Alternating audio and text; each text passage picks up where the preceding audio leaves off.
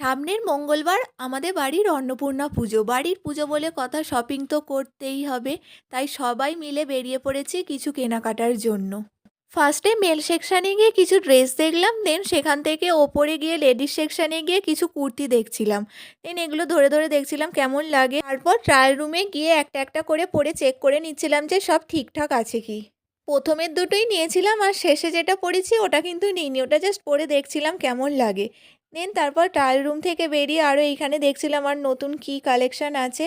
তারপরে সমস্ত কিছু কেনাকাটার পর বিল সেকশানে গিয়ে পেমেন্ট করে দিয়ে তারপর আমরা চলে গিয়েছিলাম সেখান থেকে একটা বেড কভারের দোকানে। একটা বেড কভার নেওয়ার ছিল, সেটা নিয়ে চলে গেছিলাম শ্রীনিকেতনে।